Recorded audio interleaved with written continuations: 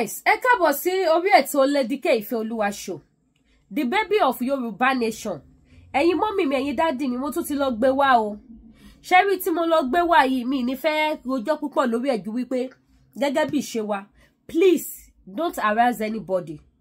Torí YouTube la ṣe máa ṣe báyìí. Please don't harass anybody. And apart from YouTube, mo really mean it. Ẹ má harass anybody. Please. Ẹ má insult anybody. Mo bẹ̀ yín, please don't insult anybody. Please don't bully anybody in the comment section. Please don't insult anybody. Please, ẹ jọ̀ọ́ ẹ̀yin ìyá mi, ẹ̀yin bàbá mi, ọmọ kékeré ara mi ni mí. Ṣé rí tí mo bá gbé program wá, tẹ́ bá ń búyàn, bóyá ẹni tó sọ̀rọ̀ ńbẹ̀ lẹ bá bú, ẹni yẹn máa rí mi ní ìrí ọ̀tá. Bóyá ẹni tẹ́ni yẹn sọ̀rọ̀ nípa ẹ̀ lẹ bá bú, ẹni tẹ́ yẹ bú yẹn ó máa rí mi ní ìrí ọ̀tá. Mi ò sì fẹ́ jẹ́ ọ̀tá fẹ́ anybody because ọmọdé ara mi ni mí. Mo kàn ṣe lè níṣe wípé ká fi kẹ́kọ̀ọ́ bí mo ṣe máa ń sọ fún yín. Ẹ̀yin tẹ́ bá mọ Lady K dáadáa, ẹ mọ̀ pé ìgbà kan ìjà máa ń gùn mí lórí social media. Mi ń gbà máa tẹ̀sí everybody lójú pẹ̀lú bí mi ò ṣe mọ̀rọ̀ sọ tí mi ò gbédè yìí. Ẹni tí bá kọlù á mọ̀ pé nǹkan kọlù òun. But mo ti kẹ́kọ̀ọ́. That is why. And ṣé gbogbo àwọn tí mo dẹ̀ ń gbé program wọn wáyé, mo ń lẹ́ni lára wọn ni. Mo rí wọn nígi àwòkọ́ṣe rere ni mo rí everybody. Mi rí anybody ní ìrí èèyàn burúkú. Ẹ̀yin tẹ́ bá wá rí wọn ní ìrí èèyàn burúkú, ẹ jẹ́ kó wà nínú yẹn, má kọ sí comment section fún mi. Ẹni ṣorí burúkú àwọn ọmọ yóò ní ṣíṣe o. Ẹrù ayé ò ní rù láwọn ọmọ yín. Ẹ má bá mi búyàn ní comment section. Ẹ má bá mi harass anybody o. Ẹ má bá mi bully èèyàn o. Please. Ẹ jọ̀ọ́, mo fi Elédùmarè bẹ̀ yín. Kò sẹ́ni tó jẹ́ ọ̀tá mi nínú ayé yìí. Mo máa ń sọ ọ̀tá kan ṣoṣo ni mo ní. Ọkùnrin dẹ̀ lọ̀tá kan ṣoṣo tí mo ní láyé mi, ọkùnrin ni kì í ṣe obìnrin. Gbogbo wa púpọ̀ náà show tí mo dẹ̀ ń gbé wá rí pé àwọn obìnrin ni. So gbogbo ẹni tí ń bá gbé show wọn wà tẹ́ni tó bá sọ̀rọ̀ ẹ̀, ìyá mi ni gbogbo wọn. Ó tàbókù. Ìyá mi ni everybody. So ẹ jọ̀ọ́ ẹ má búyàn ní comment section. I'm begging. I'm pleading. Please don't abuse anybody. Don't insult anybody. We are not here to insult. We are not here to bully anybody. We are not here to harass anybody. I'm here for peace. And I'm here to learn. So please and please, ẹ jọ̀ọ́, mo fẹ́ Elédùmarè bẹ̀ yín. The only thing tí mo kàn want from you ni pé ẹ kàn bá mi tẹ like, top up. Comment ẹ bá fẹ́ fi síbẹ̀, ẹ kàn encourage. Encourage síbẹ̀ ni. Encourage ni. Ẹ má encouragement o. Encourage. Encourage. Tó mo pé mo ṣe máa ń pe encouragement yẹn. Encouragement yẹn ẹlòmíì tún máa wá méjì yẹn. Èmi á sì mọ́ fi ṣẹ̀fẹ̀ ni. So ẹ jọ̀ọ́ encourage ni, ẹ má encouragement. Ẹ má búyàn, ẹ jọ̀ọ́ torí Ọlọ́run. Ẹ má fún wọn ní encouragement èébú. Ẹ jọ̀ọ́ torí Ọlọ́run, mo bẹ̀bẹ̀ ni. Ojú òní tí àwọn ọmọ yóò ní ṣìṣe. Ayé ò ní bínú ògo àwọn ọmọ yín. Ayé ò ní kọ̀dí àìmọ̀ṣe sí yín. Gbogbo ẹ̀yin tí bá dẹ̀ gbé show yín wá náà tẹ́ bá jẹ́ pé mo ṣẹ̀ yín, ẹ má bínú. Ẹ fi yá Ànábì wa Muhammad sallallahu alaihi wasallam. Ṣé ti gbọ́? I love you. I can't love you less. And again, mo fẹ́ call attention yín sí nǹkan kan. Ṣé mo pé mo discuss ọ̀rọ̀ ilẹ̀ mi tí mo sọ wípé ibi tí wọ́n actually sin bàbá ọmọ mi sí, wípé mo wá ń lọ bẹ̀, mo fẹ́ lọ ṣe fence síbẹ̀ yẹn. Suddenly pé ẹnìkan tí mo pè kó bá mi, tí mo rò pé ó lè bá mi ṣiṣẹ́ ibẹ̀ yẹn, pé ó wá ní kí n tó gba quotation pé kí n kọ́kọ́ mú owó wá kó ń bá mi rán àwọn èèyàn kan lọ roko ibẹ̀ yẹn. So that somebody ti ro, òun á lè ṣe quotation yẹn properly. So and after that, òun nìkan náà ni ṣe ti yẹyin suddenly nígbà tó dẹ̀ ṣe tán lẹ́yìn tó gbogbo tán fẹ́ roko yẹn tán. Ọjọ́ tó dá mi, mo wá ń try láti pè é. Mo wá rí pé ó ń feel reluctant. Òun ló yẹ kó ti pè mí pé okay, wọ́n ti parí bí tí wọ́n ro yẹn tán bọ̀. Mo wá rí pé kó pè mí. Ìgbà tí mo wá pè ló wá ní nǹkan tó kàn ṣẹlẹ̀ náà ni pé òun fẹ́ sọ fún mi pé àwọn kan déédéé bọ́ sórí ilẹ̀ o. Wọ́n sọ pé àwọn ń kọ́, àwọn làwọn ní ilẹ̀ kìnìkan pé ilẹ̀ yẹn kì í ṣe gbogbo ẹ̀ ní títì mi o. Ní kí gbogbo ilẹ̀ yẹn kọ́ ní títì wa o. Wípé ilẹ̀ yẹn ń kọ́, àwọn ní a plot nínú ilẹ̀ yẹn. Ṣé ti understand bí mo ṣe sọ fún yín? So but níjọ́ yẹn wá ní kí n mú ìwé ilẹ̀ yẹn wá kẹ́ screenshot ẹ̀. Mi mọ̀ nǹkan mi ti gbàgbé nǹkan tí ẹ fẹ́ ṣe lórí ẹ̀ níjọ́ yẹn. So ẹni kí n mú ìwé ilẹ̀ yẹn wá pé fẹ́ screenshot ẹ̀ níjọ́ yẹn. Mi ti gbàgbé nǹkan tí ẹ fẹ́ ṣe. Mo dẹ̀ sọ pé mo ní ẹjọ́ o, ẹ keep document mi because àwọn fraudsters yìí tí wọ́n bá ti rí ìwé ilẹ̀ èèyàn, wọ́n lè lọ ṣe duplicate, ó máa jẹ́ fake. Wọ́n lè lọ backdate ẹ̀ kankan bẹ́ẹ̀ yẹn. Ẹ mọ̀ pé mo sọ fún yín pé gbogbo àwọn tí mo ti ń send ẹ̀ sí pé I covered all the dates tí mo rà. Àmì the date tí gbogbo kìíní yẹn pé mo make it official. Even gbà tí deed of agreement yẹn náà tí so but mo fún yín ní survey yẹn níjọ́ yẹn. So ẹ jọ̀ọ́ ẹ bá mi keep it safe because àwọn fraudster, àwọn olówó, àwọn big boys, àwọn big girls tí a pèrè àwọn tí wọ́n ń pàtẹ́wọ́ fún ní orílẹ̀-èdè wa ní Yorùbá land bí báyìí, àwọn ni wọ́n ń jáwolè, ni wọ́n ń jí nǹkan ní nǹkan, and they are not ashamed of it. So mo kàn ní kí n remind yín ni the law. So letter of agreement of that business of yesterday, ìyẹn sọ pé kò ní necessary mọ́. So no problem, ẹjọ́ ẹ má ṣe kankan lórí ẹ̀. Mo ní kí n sọ fún yín ní àárọ̀ yìí, mo ní kí n send voice note sí yín, ṣó ti yín bẹ́ẹ̀, so kó ba lè wà, kó ba lè yá, ẹ ti gbọ́. Ìyẹn bó ṣe jẹ́, ẹjọ́ bá mi keep it safe o, ẹjọ́. Thank you so much. Because ní Nigeria, ẹ má bínú sá o, nobody to be trusted o. Everybody I'm sorry to say. Ẹjọ́, kì í ṣe pé mo ní mi trust yín, but you know, ojú ni mo rí, torí with my experience nínú ayé yìí.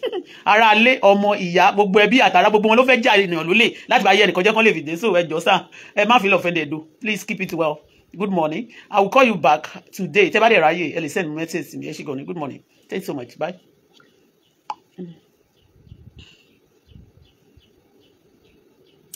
Ẹ káàárọ̀. Mo said the voice note sẹ́nìkan ni. So ọ̀rọ̀ tí mo dẹ̀ ń sọ yẹn náà ó wà lórí kíní yẹn mi rí kọ́bọ̀. I just remember. This Nigeria, this Yorùbá má jẹ́jẹ́ sọ̀rọ̀ Nigeria, ibi tí mo ń gbé nílẹ̀ Yorùbá yìí. Criminal pọ̀ bàjẹ́. Lóru, after meditation, after praying, I opened my phone, I was playing with my phone, and then a lot of tea was pumping to my phone lóru yẹn. Wọ́n ti ráyè bóyá wọ́n tó bá ti jí láàárọ̀ kùtùkùtù wọ́n máa hack fake page mi so that I won't talk, because the word of my mouth, one might nothing but the truth, is actually a threat to all the wicked souls and the thieves, the criminals in our society. You know, Abu Ebe moto authority Abu Ebe. Wọ́n lè ẹ má halẹ̀ mọ́ mi o, torí gbogbo yín pátá lẹ mọ̀ pé ẹnìbọn gbogbo yín pátá criminal terrorist Yorùbá tẹ́ ẹ̀rín kiri títì. So Canada government ni mo pè láàárọ̀ Ìṣàbọ̀lá. You speak English and make sure you tender your voice. Don't use your speaker voice, because man of fighting and when you're calling attention of government. So let me start this way. Should I start with Iyabo Ojo? The reason why I call Canadian government, I just want to get attention of Canadian government. A lot of people, they used to lie to government because they know that the white people, they love their children very well. The whites, any part of the whites, they love their children very well. And it is like that to everybody, except my country, Nigeria, that they steal baby and they cut baby's head. They do many things with children, with baby's blood. A lot of people bath because they want to go into power to many things, you know. It's not a story. It's a reality. But some people, some government too of Nigeria, of other country knows about this. So I want to apologize, and I want to say this. I want people to understand me, because a lot of people are actually hating on me, lying against me, that okay, she cursed on children, I love children, I never curse on children. But if anybody working against my own child, especially my daughter, if anybody working cursing my child, I'm going to curse that person's child. If anybody working against my child, I am going to work against somebody, such person's children. If my mom, sorry to say it, I'm not even sorry to say it. If she work against my daughter, I'm going to work against her children. And I'm going to swear and curse her children. See, apart from me, I cannot curse on myself. But the remaining ones, I'm going to curse on them. So, for you to know the gravity and the level, it's not because of love. I just believe in karma. Whatever you sow, you reap. It is written in the Bible. And it's also a law that back it up. Even the book law also back it up. Whatever anybody sow, you must surely reap it. So, but these days, a lot of people want to sow bad things. They don't want to reap bad things. So I want to go this way. A lot of people lie that, oh, she's cursed on children, she go against babies. It's a lie. A lot of people have been supporting. The reason why I left Quebec, I'm telling you today, I left Quebec because a lot of people have been paid in that Quebec. Pay from system of Nigeria here to torture me and to deal with me. Yes, I know that very well. A lot of people under Quebec. Quebec is one of the provinces of Canada. And I spend more time since I arrived in Canada. I've been living in Quebec. So when you say this, people knows. Because whatever the government will actually want to know, if you are interested, they will know it. So I left when I was tired. Okay? I left. But after leaving, those people who actually believe I've escaped all their evil atrocity, evil things they're going to be doing to me under that Quebec, so they started working against me too when I get to Ottawa. You understand me? A lot of people, they lie. That's why they make life a little bit difficult. They make life difficult. They try to drive me many things. You understand me? It's not because of, you understand, but they lie. Oh, maybe because of, they say she should pay some money back. No. It's not because of that. Because a lot of people, when I was in that Quebec, I shouted every day. A lot of things happened, and a lot of people are being paid. Yes, a lot of people are being paid to torture me, and especially since the day that woman sued me to court. Yeah, that woman sued me to court, and she sued me unlawfully, and they also then Canada system accepted that. It's an unlawfully sue. Understand? Because our mission then was to set me up so that they can actually call me a fraudster, and that fraud is not in my system. I'm not trying to pretend to anybody. Whatever you have in your system, you cannot be hidden. You know, our system, we cannot hide something, we cannot hide something. When you are trying to hide it, if you are a bad person, surely it will show. It will surely, systematically, it will be revealed to people. So I left that place. So now, a lot of people say, oh, she always curse on children. She always curse on children. Oh, I don't curse on children. I go after people with my prayer, with the word of my mouth, on people who are against me, against my daughter too. Because I left Nigeria, there is nothing in my story that is a lie. I didn't even complete it. They are too numerous. A lot of stories, you know, a lot of things they did to me in my country, their country that I'm still, this Nigeria. Especially this Lagos, Ogun State, you know, Ogun State and Lagos State, you know, I went through a lot, you know. So I left that place. The reason why I started today, I want to speak about Iyabo Ojo. I know that some people under that torture, they are supporters of Iyabo Ojo. They have weapons. All these people, they have their weapons. That their weapon is, they use people as a weapon. You know, they use people, ladies, they use men, a lot of them bad people as their weapon. So, but today, I don't hate Iyabo Ojo, but I'm saying nothing but the truth.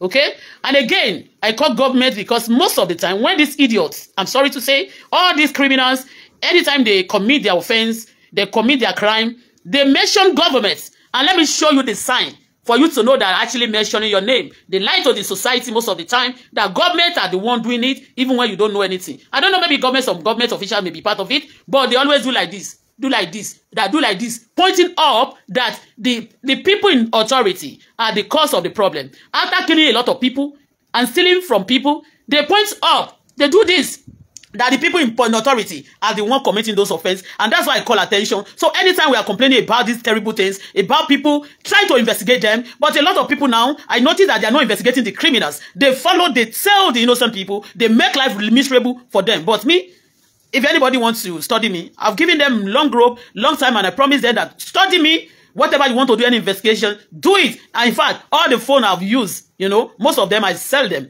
If they want to go back to the history, and people I'm speaking to, and the people I have conversation with, they can get it. Even my phone right now, the biggest phone I have right now is this one. Is this one. If somebody wants to buy now and give me the money so that they can, if the government wants to take it and give me back money, I will give it to them. I'll get another one so that you can understand more. Okay? Even me coming to Nigeria, when I arrive in Nigeria, for me to survive, I've sold one of my phone. Okay? For me to survive. You understand me? Instead of me to go and involve myself or mingle with bad people, I will use whatever I have to sustain myself. You understand me? So, I'm just giving you this guarantee. So because anybody that wants to complain about others, that complaining about others, you too, you must make sure you are up to date. And you are also clean. Make sure you have your record clean. And you make sure your record has to be also clean. So I want to talk about Iyabo Ojo. The pregnancy about, our daughter. Sorry, I'm not against it now. Our daughter, she knows my daughter maybe like 4 years. Yeah. They said she's 24, 25 now. My daughter is 20. I'm not doing comparison because a lot of people now, when you start talking, they will tell you, oh, you have a daughter, oh, Iyabo Ojo will pay all those miscreants, all those useless, all those small terrorists, you know, all those courtesan ladies. Now they'll be going up and down, cursing and doing many things, you know. Iyabo Ojo have supporter, have people who backing her up. Okay? And they have, anytime they are trying to cover some secret too, there's some people they are rolling for. There's some people they are doing that for. And there's some people who are paid them to actually shut up people's mouths. So, Iyabo Ojo, 3 months ago, exactly 3 months ago, the daughter of Iyabo Ojo got married. You know, during the marriage, I prayed for the baby girl. But I point out some things that Iyabo Ojo, she's a devilish somebody. When people brought Iyabo Ojo case to me, 2010, that 15 years ago, the pastor right now in Lagos, I was in South Africa then, the pastor brought a case to me, but I never believe whatever anybody say about people, because people can destroy people's name. They can tarnish your name. Some people, because of jealousy, I listen carefully. I study her very well, okay? But of recent, I never see anything, but of recent about the case of Mohbad. From day one, I'm not boasting of this. The Lord showed to me that a lot of celebrities, our Nigerian celebrity, I don't mean all of them, that they are doing ritual, they are killing people. Some of them are killing themselves. You understand? Because they believe in one nonsense thing that when you destroy one celebrity, maybe that's younger than you are going to be promoted, then your star will be, you'll be burning more, you'll be well known. So they sacrifice people for their spirits, for their God, or for their star to continue, for them to continue to be, I mean, in the line. So this morning, I am going to talk once again that Iyabo Ojo's daughter got married. I speak against that wedding then. I never caused that baby girl. I never caused his son. But Iyabo Ojo, she's evil. Iyabo Ojo, she's evil. Day one, when Mohbad died, I don't know Mohbad, me Omori. I don't know that boy. And many people who cry because of Mohbad then, many people don't even know him. But this, you know, when they go a lot of Malia, but you know, I don't know him. But according to the inspiration of God and the inspiration being given by God to me about that boy then, I was going through, during that time, I was shouting that Nigeria celebrities are killing people. They are involving in bad things. Not all of them. So if you are not involved in it, don't get cross, don't get angry, don't be mad. I'm saying nothing but the truth. We are also fighting for ourselves, fighting for the society, fighting for our dear country, and for those of you also who are hating us for saying the truth. You understand? So I saw that video when I after preaching, after prayer that morning, early morning like that, and then I checked my phone. I saw a video. Already I speak about it, that they are killing. But that very day, I opened my phone and straight away, because then, but one blog, that's Amebo Gist. Amebo Gist, I'm not Gist lover. Amebo Gist. Always, I mean, talk about me, like yabbing me, abusing me, many things, many things, you know. So for that, every time they suggest this blog to me, when I open my phone, I saw this blog. There are two. I'm sorry to mention this, but people believe maybe I'm rude. I'm not rude. I'm only using this as just for people to understand. One of our monarch was used as a DP on that work. One of our monarch was used as a DP on that Amebo Gist. And the other one, Amebo, there are two. So one of them that was actually being the DP and Iyabo Ojo, the back DP was one of our monarch, and the front of it was Iyabo Ojo. I saw this video, I saw this blog, this video that very morning, and they posted a lady crying seriously for Mohbad, that Mohbad, I can't believe it, Mohbad is dead. And this blog posted that person crying together with Mohbad picture, and they laughed, he smiled, and he was happy. Like all the write-outs, you know, were like mocking that boy that died. So I look at it very well, and I went back to the Facebook, and I started talking again about this issue. So the moment I took, yes, I can boldly tell you, people cry about Mohbad, but I can boldly tell you, I started it that very day on the 13th morning. Mohbad died on that, faithful, they said on the 12th, but on the 13th, I remember that day was 13. When that lady, I don't know, maybe it's a lady or whoever owns that blog, posted Mohbad, and a lady that was crying seriously, and he was making fun of that person. Like, okay, you die at last. That is the meaning. So I started talking before everybody, and I pray about it, and I call attention of people over this issue. And before Nigeria and all over the world, they picked this issue up. That's what happened. So, and when everybody was on the case, Iyabo Ojo pumping quickly into the case. Iyabo Ojo pumping into the case quickly. So, Iyabo Ojo have people. Iyabo Ojo later Iyabo Ojo now said, yes, Naira Marley must go down. I'm not fighting for Naira Marley. What they said Naira Marley did is possible. It can be possible. Because Naira Marley and Iyabo Ojo, they are boyfriend and girlfriend before. Naira Marley always send flower to Iyabo Ojo. So, and Iyabo Ojo also send children to Naira Marley's place. You understand? I'm not saying Naira Marley did that, but anything can happen. And don't forget this. For if Naira Marley actually maybe slept with Iyabo Ojo and later sleeping with Priscilla, Iyabo Ojo is a deadly courtesan as well. He can plan anything. And also, don't get things twisted. Iyabo Ojo, this boy, what's his name? Mohbad also living in Naira Marley's house. Okay, he's a member of Malians. You understand? So, and Iyabo Ojo and all his girls and his children too, they always go to Naira Marley's house. So it's possible, maybe Mohbad also, because these boys, the moment they start getting money, they want to sleep with their mother, sleep with anybody. You understand me? It's possible they can do anything to these girls, and these people may not say anything. And Iyabo Ojo, I've studied Iyabo Ojo. Iyabo Ojo is a green snake that will bite you and destroy you systematically. He go after people's life, even when you don't offend her. Iyabo Ojo also go after me. I see the handwriting of Iyabo Ojo. Even this house, I was saying it then, that Iyabo Ojo, the person living in this house, and after the way they did this, the way they tried to destroy this building, Iyabo Ojo is also part of it because they use them. It's not the only one that using herself. He has also her backbone. People, some politicians, deadly politicians, using them to destroy his life and to ruin people. You understand? And also, he's fighting for some certain politicians as well. He's working and being paid in some people's role. Okay? So, Emma Bino Fumbi Maje put there. The way I put it, you understand. He's being paid by some people, by some politicians. Okay?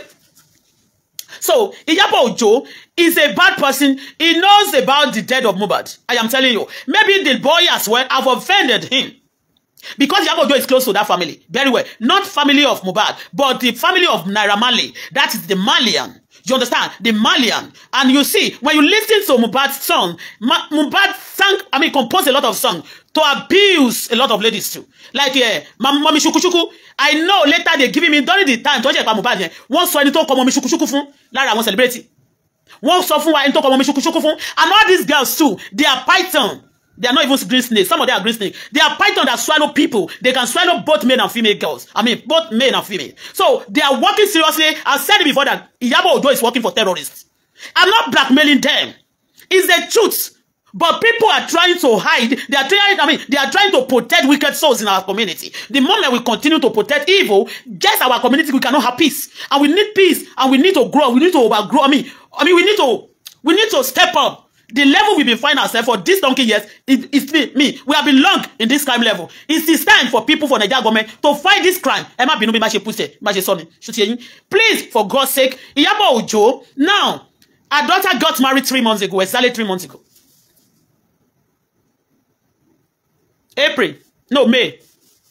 May something like 7 dates will marry. So she got married. Go and check all the pictures. The lady was not pregnant. Iyabo Ojo's daughter, she's not pregnant. If he's pregnant, maybe what, like a month. And the early stage pregnancy, she won't be able to do those things. We are not jealous of anybody. Because now when you are talking, when you are pointing out the truth, they say she's jealous. We are not jealous I am not jealous of anybody. But we want to point, because these people pretend to be good person in society, and they are criminals.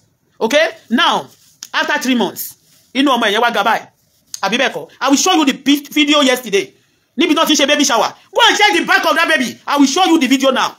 After 3 months, over Sepa Monvelo deliver Nilu Canada. Now she's in Canada right now to deliver the baby when she's not pregnant during the wedding. During the wedding, suddenly it became pregnant. The tummy was like big like this. Like now, after 3 months, she wedding. Over 9 months exactly. 3 months, deliver. And reason why I'm saying this, a lot of baby, they are stealing baby, celebrity, a lot of baby get missed in London too. By the hand of this celebrity. I am telling you, they are stealing baby in Nigeria. Stealing baby now is nothing. In Nigeria, in the kingdom of this country, Nigeria, they're stealing baby, and when you are complaining, you are talking, a lot of baby are missing. They cannot find them. Now, Iyabo Ojo's daughter says she's pregnant for this already 9 months. She wants to deliver baby. Because Canada is a country. I'm not the only one living in Canada. But everybody knows me. And they lied against me. I've suffered for Canada. I've suffered in Canada too. So if I see any crime or anybody trying to play some nonsense game around that country too, that is my country, that among those people will be complaining about, I'm going to speak out. I decide not to be talking just like before. Like talking, putting my mouth into everything. But anything that concerning children and also that can expose the criminal anytime they are on a mission, I will expose it. I will come out and talk about it. So Iyabo Ojo's daughter, she was not pregnant. Okay? If she's pregnant, maybe early stage, a month or 2. Okay? If somebody is pregnant for like 7 months or 6 months, it was not pregnant. Okay? Now she's in Canada. One baby shower. Let me show you something. I want to show you one evidence. This morning, Iyabo Ojo's daughter, I'm not saying she's not pregnant now, but she's not 9 months. If you not feel lori omo tó fẹ́ lọ gbé ní 9 months in sin tó fi ṣe pé wọ́n ti ṣe baby shower this is sin just to be causing every time if they want to bring out any good result, any evidence, anything happening, Iyabo Ojo will raise one issue and she'll be lying, she'll be disturbing our cyberspace. She's committing that crime and she's not afraid of anybody and she will go on media. She committing that crime on media. Nobody is challenging her. When you try to expose her, she will deny that she's not the one. That day, I'm very sure, since that day, this person when he's cutting my video, that is Amebo Gist, I do tell her, don't ever cut my video, leave me alone. Because on that blog, they will press Iyabo, they will be pressing Iyabo, and they lash others. Except you are praising Iyabo, or except you are a friend to Iyabo, except you celebrate Iyabo, or you post her on your platform. They always go after people. They go after me. They say many things about me. You understand me? But it's not what I'm talking about. I'm not bothered. Whatever anybody say about me that is not real, I pray against them. I pray to God to expose them. And when God is about to expose them and exposing them, nobody must cover them. Nobody must cover Iyabo Ojo for this atrocity that they are committing. Brother light. You know, Iyabo Ojo went to a place where they want to buy a casket for a young boy, and he was laughing. You know what? No, the meaning? She's happy, like, okay, my mission is completed. Yes, I said I'm going to destroy you. Even Malia. People used to tell me, Pastor said that he died with somebody. Me o mo ko soju mi. But it don't sọ pé èyàn lọ sójú ogun. So ló pa àwọn èyàn púpọ̀ lójú ogun. Ani ko soju wa wá padà dé ní sine wọ́n ló máa ń pa èyàn gan. Ó wá tọmọ díẹ̀ pa bó ṣe bí ló kò gbèsè sókè ló bá tọmọ díẹ̀ pa. Ó ní kò ní taven tó sọ pé òun ti en ṣe pé òun de tó máa ń pa èyàn. Ó pa díẹ̀ ó tún ṣe pé nǹkan tó ní òun ṣe nígbà tó sọ. Ó wá ṣe lójú èyàn. Ta ni ó tún wá mọ̀ pé tòótọ́ ni. Ṣó ti yín ẹ jẹ́ ká play kíni yẹn. Iyabo ẹ lọ wo baby shower tó ṣe yẹn. Akọ ẹ ò balẹ̀ kì í ṣe pé wọ́n sọ̀rọ̀ Nàìjíríà nìkan. Iyabo Ojo, she's a liar. The baby girl, Canada government, please put your eyes. Don't let baby be missing the way it's missing in Nigeria. Now, one at the level to just maybe now they want to be stealing Nigeria, Canadian baby, white baby. Maybe they need blood of white baby. You know now, because the black baby in Nigeria is nothing to them. They keep baby like anything. They keep people, anybody. So that they are demonic, or the people they are working for. Because I don't know what they are working for. They may need a baby, blood of white baby. So Iyabo Ojo daughter should be investigated. The Canadian government. Iyabo Ojo daughter should be investigated. 3 months ago, she was not pregnant. There was no sign of pregnancy. When somebody is pregnant, ìyá ò ní sọ pé mama ṣe wedding yẹn ní ojoojúmọ́. Ló ti yé, wọn ò ní ṣe wedding yẹn ní ojoojúmọ́. They started 3 months. The wedding was like 3 months. Yes, they started the engagement. They came to Nigeria. Engagement. During the engagement, after the Tanzania one, they come back again. You know, that one was 2 days. Another one, after 1 month again, that was last month or 40 days ago. They complete that one in Tanzania. And during the Tanzania, did you see the Priscilla belly big like that? Did you during the Tanzania wedding that take place like 8 weeks ago? Did you see I was in Nigeria when that one was taking place? Tí wọ́n ton flag you wa olórí burúkú Esabod. Oh, jáde wá nsin kó wá sọ fún wa. Ìgbà tó ya photo pẹ̀lú ẹ ṣé inú Priscilla tóbi. Lẹ́yìn tó kúrò tó parí yẹn báyìí. Wọ́n lọ wá bọ́n ṣe máa wọ nǹkan síkù ni. Tó bẹ̀rẹ̀ sí wá fikujo. Silly baby. Canadian governments. This is Canada that a lot of them lies against me. I'm in Nigeria right now to prove a lot of things, and police also, they are not still supporting me also up to now. And that's why I did the other video that day. But United Nations should see to them. All these terrorists. Yes, I said it. That girl called Iyabo. They are working for terrorists. A lot of people in this street of Nigeria, they are working on the streets, especially in this our tribe, Yoruba. They are not doing anything against them. They are not doing anything against the terrorists of Yoruba land. They are working. They are the one going to party, fronting everything, disturbing the media. Nothing being done against them. Nothing being done against them. But this atrocity now is going to take place in Canada. Please, if she's pregnant, okay, safe delivery. But if she's not yet 9 months, all eyes should be on Iyabo Ojo daughter. All eyes and Iyabo Ojo daughter in Canada and Iyabo herself. All eyes and all her supporter. All eyes should be on them. All eyes should be on them. Anybody, attend to host one. The hoster, those who host them, those people around them, all eyes of Canada and Canada police should be on them. 3 months ago, during the Tanzania wedding, there was no pregnancy, no sign of belly or big tummy. Kosigan, and she's the one that always, she loves to open her belly. She put on things that will expose her body. Okay? But by Shato one your Nigba wedding was fitted like this. All the clothes was fitted. And everybody said, and they started saying that the husband has a low sperm count. The husband cannot have a child. He dated somebody for 6 years and doesn't pregnant. You understand me? I follow the blog, but I never share them, and I never say anything about this because I'm not looking for anybody down for. I'm only exposing the evil one, especially when you are evil to others. When you are trying to pretend to the society that you're a good person and you're a demon, we expose you when the time comes. Iyabo Ojo baby daughter, there was no sign of pregnancy 2 months ago. It's not even up to 2 months. She wedding in Tanzania. Is it up to 2 months? It's not up to 2 months. Now, she baby shower. She's having a baby shower in Toronto. And that Toronto is under Ontario. It's under all of them, the Ontario. You know, a lot of things happen in that Toronto. I don't want Nigeria baby, the Canada baby to be missing. I don't want that nonsense to be happening. What is happening in the Nigeria system, especially in our tribe here, to be happening there. There's nothing they cannot send them to do. They pay them a lot of money. They will pretend to you that they are working. They are Anubani. People love them. They are celebrity. They are this. I'm not saying all celebrities are like that. But some of these celebrities that are demons, that are evil, we have them like that among them. Okay? So, Canada government, let thorough checking. It's not because he's having baby in Canada. No. It's not because of that. But thorough checking. Eyes should be on them. They have a bad mission. Every eye, the government eyes and police should be on them. All eyes should be on them. Wọ́n lè fún tax kan sọ pé òyìnbó ni tó ló fẹ́ jẹ deputy Lagos. Deputy ẹni tó bá lo Ìyábọ̀ fún kọ̀kọ́ ò lè score anything going nowhere. You use anybody that use Ìyábọ̀ Òjó for any deputy, deputy òkìlẹ̀ lẹ́fẹ́ jẹ. Fún Lagos state mi lè sọ state bò mí.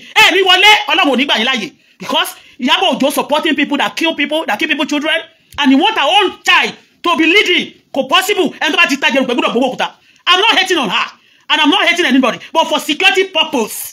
Anytime somebody commit offense, go and be checking all of them. When we are talking like this, they'll be pointing up. If you don't know the meaning of that finger, then they used to point like this. They are pointing at all the people in authority that they are the one supporting them, they are the one sending them. That's what they said. So if you are not in authority, if you are not the one sending them to be destroying the citizen, innocent citizen, please, authority, see to them. See to them. I'm not saying that pé téèyàn bá penetrate àbí tó bá rape èèyàn kàn ṣe kankan fún, but nígbà tó bá ṣe bẹ́ẹ̀ yẹn fún kò report wọn gbà yẹn ìyẹn ò ń ṣẹjọ́ tèmi. Òun ni mo ṣe sọ lẹ́ẹ̀kan pé ó possible ó kàn ṣẹ́ kí gbogbo wọn ṣẹ́, because ọmọ ìkan tó náà pa níjọ́sí tó ló ń jẹ́ Mukaila wọ́n ló rúdù sí celebrate àgbàlagbà kan náà ni ó ń pè níyàwó ẹ̀ wọ́n bá gbé mọ́ra náà fún pọ́ṣì jẹ́ náà bá padà náà fi ṣe tuntun ayé. Mo sọ níjọ́ yẹn pé ọjọ́ tí kéwọ̀ ń ṣe òkú yẹ ni bàbá yẹn kú. Mi kì í pa irọ́ mọ̀yàn téèyàn bá tó bá ń ṣe nǹkan tó dẹ̀ sí pé tó bá jẹ́ pé ìwọ náà kọ́ ló dẹ̀ ń ṣe tó bá ti sọ pé ó lè ní ẹ́ o tó dẹ̀ rí pé wọ́n tó bá ti jí láàárọ̀ wọ́n bá ìrò olè lẹ́gbẹ̀ẹ́ ìwọ náà wàá máa pariwo ní pé wọ́n máa ní olè ní mímì èmi máa kọ́ ni mo jí ẹrù yìí ẹ máa gbà míì tá ló tún gbé kíní kan síbí láti set me up. You shout torí ẹ̀ lèmi ṣe máa ń pariwo when I see any movement, when I notice any strange thing around me, because I know that if I talk like this, I know a lot of idiots, a lot of criminals also want to set me up so that wọ́n lè yẹn mú wọ́n lè máa sọ pé nǹkan báyìí tó tán. Gbogbo tó ṣẹlẹ̀ nínú ilé mi bíbá Ìyábọ̀ Òjó is also part of it. Tí ọmọ tó ń gbénu ilé mi gbogbo tó ṣe yẹn ó wà ńbẹ̀, and I will give you apart from this now. Màá wá bẹ̀rẹ̀ sí download there fún yín. You know gbogbo nǹkan tó ń ṣẹlẹ̀ láti jọ ẹ̀mí sọ̀rọ̀ sí. But once in a while I will talk about it. So the Canadian government, please focus on this lady. Focus on this lady. Don't let these people destroy your security. At least to some level, Canada is secure and safe, even for children. A lot of people migrate to Canada because of their children. Accommodation may be expensive. They bear whatever they consider. Any pain and every, trouble, just for their children to be safe. Listen good. Ìyábọ̀ Òjó said but her baby wants to have a baby. She wants to have a baby in Canada. But I believe it's not yet time, even if she's pregnant at all. Because 40 up to less than 2 months, no one sheti Canada and one sheti Tanzania. There was no pregnancy in that baby tummy. That's her daughter. Her daughter is there's no sign of pregnancy. Tó bá lóyún sí, ó lè ṣe lóyún o. Mi ní pé kò lóyún o. I'm not saying she's not pregnant at all. But people eyes should be open. Now let me show you. I want to show something. Because kò dá kéèyàn sọ̀rọ̀ kó gbàgbé. Àbí kó má fi wọn. I want to show you. Because gbogbo kíní náà ni Esabod sọ. Mi ò support Lizzy o, mi ò support ẹ o. Èmi àti Lizzy ní case Lizzy. Gbogbo àwọn lawyer tí mo yìn pé wọ́n ṣì ń dodge ẹ nítorí pé wọ́n ní àwọn tí Lizzy ṣiṣẹ́ fún wọn ní agbára Lagos State àti Nigeria. Wọ́n á pé pẹ̀sìdò so mi ò support ẹ o. But gbogbo yẹn ni wọ́n sọ nípa Lizzy gbà yẹn. Bí wọ́n ṣe ń show gbogbo kò ní dá fún mosquito yẹn. Wo tí àwọn bá di mosquito a máa pa ni. Ní ṣorí rẹ̀ mosquito wèrè wọ́n ni. I want to show you now. I want to show you something.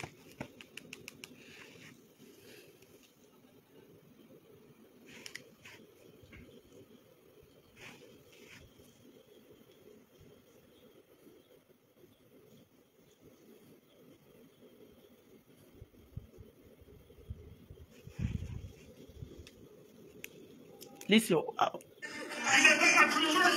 look at it. Why it wasn't pause? Watch this video. Watch video. Emma, when you're male. Emma, one. You show you in a watch half a bullion. Emma, you check the back, you see. Could anybody Emma will. Oh, smoke could get anybody Emma will. Emma will. What was sharing your money? Sherry got on my wall. Check the back of that girl. And when you're going to try Shetty, and when you're going to work on Shetty, Sherry told you, check the back of that girl. Eja wo. ok mo ń bọ̀ jẹ́ kí n ṣe síbẹ̀ mo ń bọ̀ ẹ jẹ́ ká wọ́n sí. ṣẹ́tìrí ṣẹ́rẹ́ èèyàn mọ̀ yẹn ṣẹ́tìrí do you see the back did you see ṣẹ́ni tó lóyún máa wọ mo lè sọ pé ìbá sọ pé wọ gádù pé wọ body hug ṣẹ́ni tó lóyún máa wọ ṣẹ́rí nǹkan tí ṣẹ́rí what is that mo ń bọ̀ náà.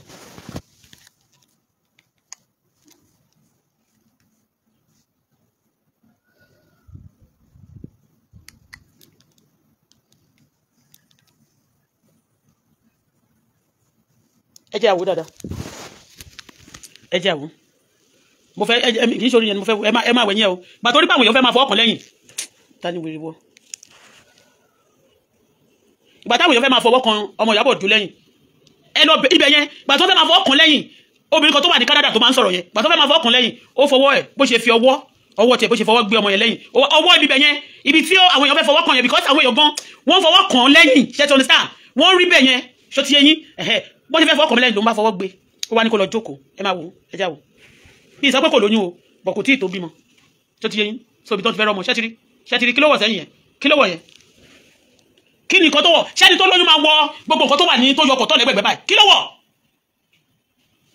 èmi o gbogbo kíní ni ẹ sábọ̀dù ṣe fún Lizzy ní ìgbà yẹn èmi gan gbà tó ń ṣe yẹn you know because èmi kò sí crime lẹ́jẹ̀ mi lè sọ pé mo luko Ọlọ́run kan fi because tó bá ti já sí gbogbo àwọn crime scene wọn yẹn wọ́n bí ní pé you are from village ni mo dẹ̀ dúpẹ́ pé village tí mo ti wá Ọlọ́run ò fi crime sẹ́jẹ̀ mi ṣó ti yẹn ìgbà tí mo ní oyún ẹ jẹ́ àwò dáadáa ẹ jẹ́ àwò lẹ́ǹkan sí.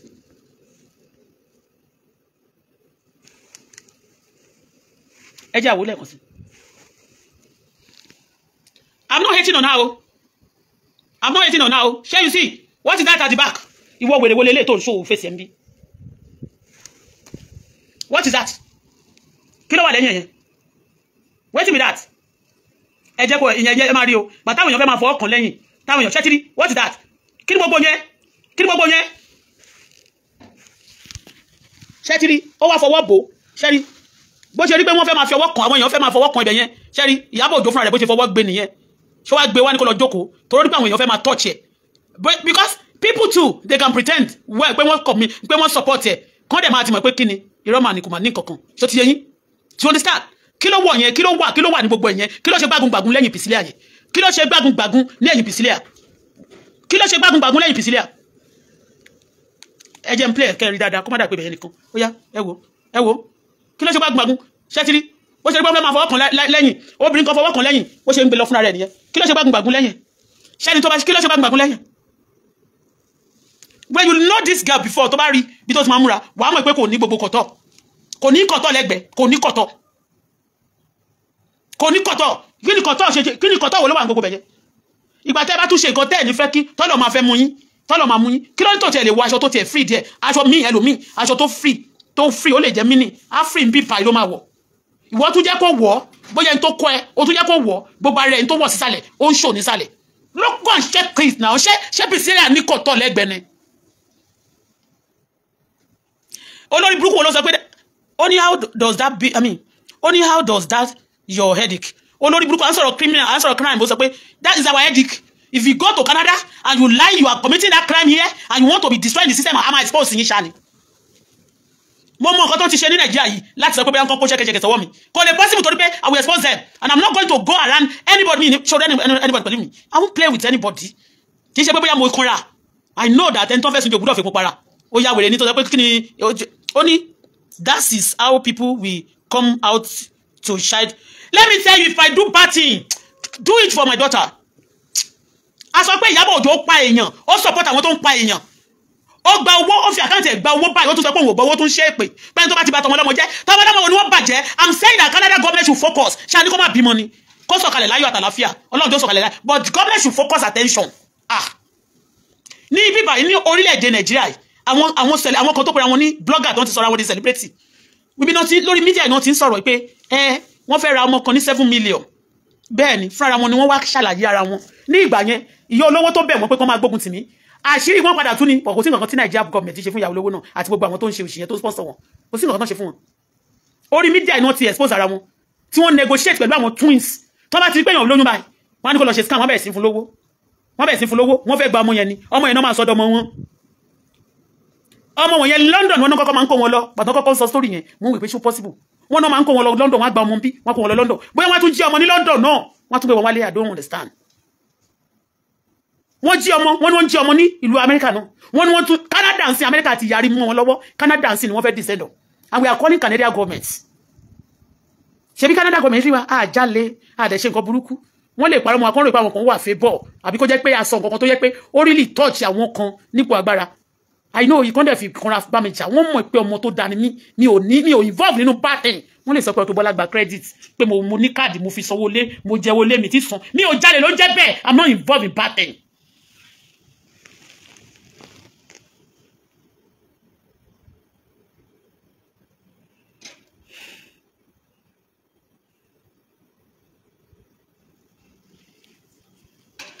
Kí ló lè tẹ̀sán pé ti bímọ ó ṣe baby shower tí àwọn bá ti pé 9 months ló máa ṣe baby shower 3 months ago ló ṣe wedding èyí tó ṣe ní Tanzania last about 2 months ago kò tiẹ̀ tẹ́ bá lọ wò kí ló dé ẹ lọ gbé gbogbo fídíò bí wedding Priscilla tó ti ń jó gbogbo aṣọ tó wọ̀ yẹn lọ́jọ́ wedding yẹn ẹgbẹ́ síta pamari kò síbi tó ti wọ aṣọ tó ṣe gẹ̀rẹ̀jẹ̀ go and post all the video wọ́n palẹ̀ mọ́ kí ló tó palẹ̀ mọ́ ìgbà tó fẹ́ bẹ̀rẹ̀ sí ní show ti pregnancy wọ́n palẹ̀ mọ́ ti fídíò ti wedding kò tí yẹ kó kúrò lórí media náà ẹ máa show ibi tó ti ń ṣe wedding yẹn gbogbo aṣọ tó wọ̀ kò sí aṣọ kankan tó jẹ́ aṣọ flared nínú ẹ̀ gbogbo ẹ̀ fitted ni ibu ìtọ́ lọ ṣe látà ìmọ̀ tó ṣe ti Nàìjíríà wọ́n lọ ṣe ti Tanzania finally tí wọ́n tún sọ pé ṣé kò dẹ̀ tí ì tó ṣé tó bá lóyún wọ́n máa ń ṣe bẹ́ẹ̀ tó máa múra tó máa lọ tó máa bọ̀ tó máa ṣe wàhálà bẹ́ẹ̀ irọ́ bá bá irọ́ ni tó bá lóyún kò tí ì lè pé 9 months stop your bullshit and don't destroy our system some of you pretend as if you are pregnant then you be dancing with the pregnancy come on Facebook not fair validate yín pé she's pregnant actually so that people will shut up they won't be able to talk you first of all go and attack them on the Facebook so that people will be believing you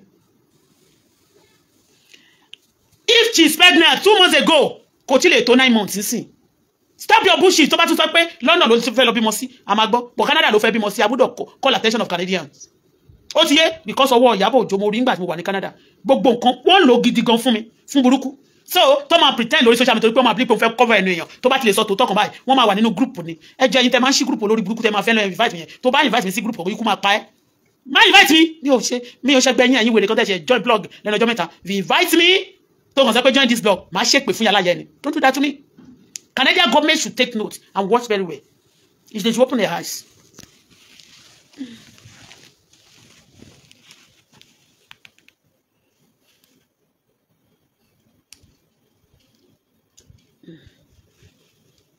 Kí ló wọ̀ ńbẹ̀ yẹn ẹ jẹ́ ń share sórí page mi men tó blog ẹ o ẹni tó bá tún lójú inú ẹ lọ wò dáadáa kí ló wọ̀ ṣé Priscilla ní gbàgbọ́n lẹ́gbẹ̀ẹ́ ṣé ó ní kọ̀ǹtọ̀ lẹ́gbẹ̀ẹ́ ṣé Priscilla ní kọ̀ǹtọ̀ aṣọ tó sì wọ̀ ní lẹ́yìn tó ló ṣe Tanzania wedding tán tó ń ṣe wed tó wà nínú kíní ní gbogbo ẹ̀ pátá la follow kì í ṣe pa follow wọn máa tag wa náà ni ṣé ó ní kọ̀ǹtọ̀ lẹ́gbẹ̀ẹ́ bó ní kọ̀ǹtọ̀ ti yọ ẹ jẹ́ àṣìṣe ilé go and check it with your naked eyes 2 months ago ní ọmọ ṣe ìyàwó tí Tanzania wedding ò tí ì pé 2 months Tanzania wedding kò tí ì pé 2 months.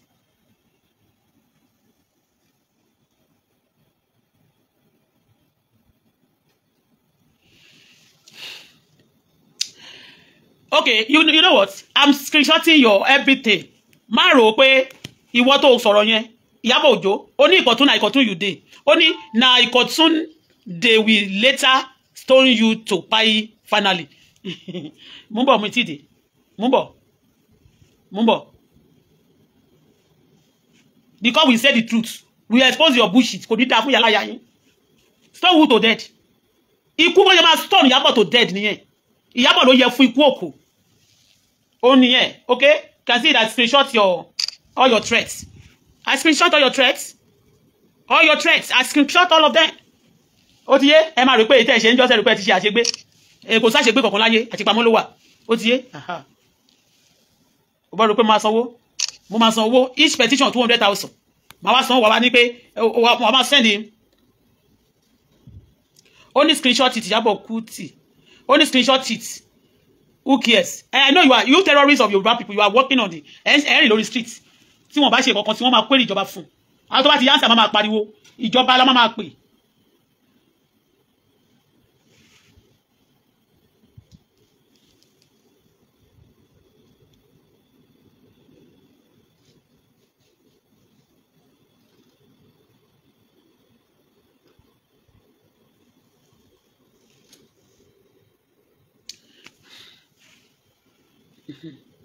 So ìyẹn ti Ìyábọ̀ Òjó ní àárọ̀ Nigeria government I notice that because gbogbo wọn pátápátá tó bá yá nsìn wọ́n máa lọ náwó sókè báyìí ni wọ́n ní government ni wọ́n máa náwó sókè so the all Nigerians too they be believing that Nigerians the government are the one destroying single-handedly destroying Nigeria wọn ò ní sọ pé àwọn náà wèrè tó wà nílùú náà wọ́n destroy èèyàn òun ṣe sọ pé Nigeria government see to this your name have been blackmailed.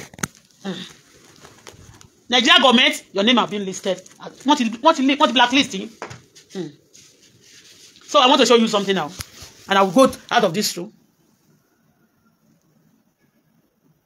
You are mad. What is the difference between you and Lizzy? Oh, shit, me. Ṣé mo ṣépè fọmọ ńsìn? Mi lè ṣépè fọmọ ẹ. Ṣé mo ṣépè fún mi tó bá bímọ? But mo sọ pé kí ìjọba Canada kún ọ̀nà ojúmọ́ dáadáa. Criminal ni Ìyábọ̀.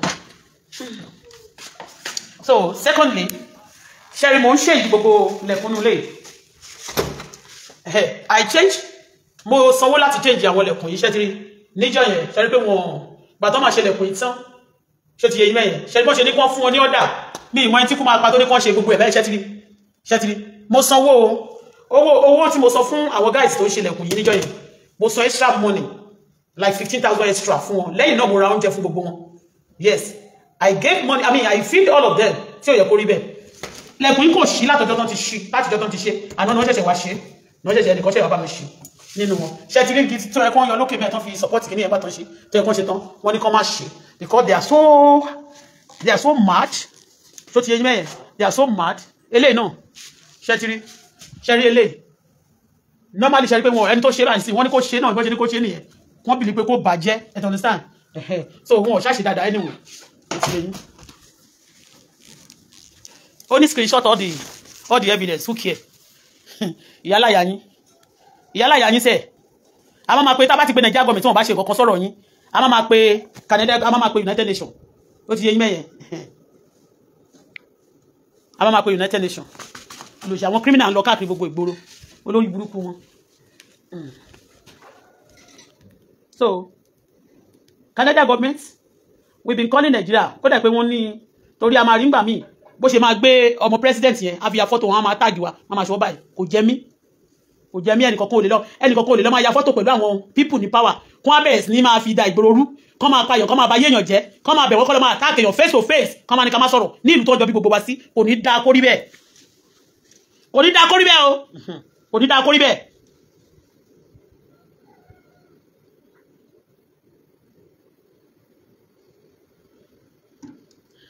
Again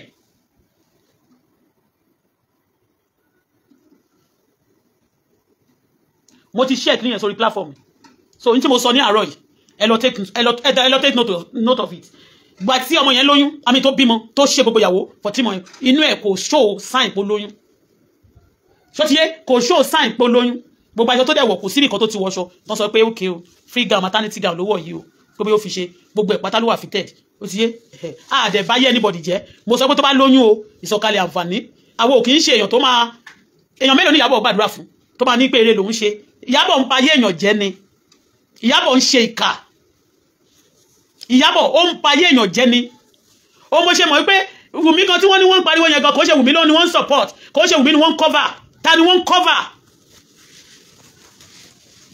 ó ń kọ́ nìyẹn wọ́n ní ọmọ ẹ̀fẹ́ Stephen Kesh àbí mi mẹ́tọ́ ló fẹ́ nínú ilé Malian tipẹ́tipẹ́ ló ti fẹ́ olórin Ọlọ́run dẹ̀ ti wá ṣe tiẹ̀ fún ẹ but wọ́n mẹ́sọ̀ pé wọ́n kọ́kọ́ rún ẹnìkan kan tó gbé nìkan wá sókè it's a bad thing now nígbà tó ti ṣe ìyàwó Tanzania yẹn tán ti ń drag yẹn lady tó ló drag ní Tanzania lady yẹn ló ti sọ pé wọ́n ti blog London blogging yẹn mo screenshot ẹ̀ ó wà lọ́wọ́ mi for future purpose wọ́n wá gbé gẹ́ẹ̀sì gẹ́ẹ̀yẹn bọ̀bọ́ yẹn tó kọ́kọ́ fẹ́ tó ti lọ fẹ́ ọmọ Nàìjíríà kan wọ́n gbé jáde pé ńgbà tó fẹ́ gẹ́ẹ̀yẹn ti bí ọmọ méjì wọ́n nígbà tó ń déètì bọ̀bọ́ yẹn kò lóyún for like 6 years tán jọ wà mi ò sọ pé rọ́ọ̀nì mi ìsọ́pọ̀ òótọ́ ni ó dẹ̀ lè fẹ́ proof ń sì pé ṣe mọ́ sọ pé kò lè bímọ pé ló ní ló scam anybody can have problem and tó bá dẹ̀ pé o gbé surrogacy àwọn èèyàn ń gbé some people because of their tummy they don't want to have any wọ́n fẹ́ ní wọ́n fẹ́ tummy wọn flat kó wà bó ṣe wà wọ́n máa ní kẹ́ni ẹlòmíì bá wọn gbé ọmọ wọn it's possible but bóyá wọ́n ti bá gbé ọmọ yẹn tẹ́lẹ̀ o kó tó di pé lóyún o àbí kó tó di pé ṣe ìyàwó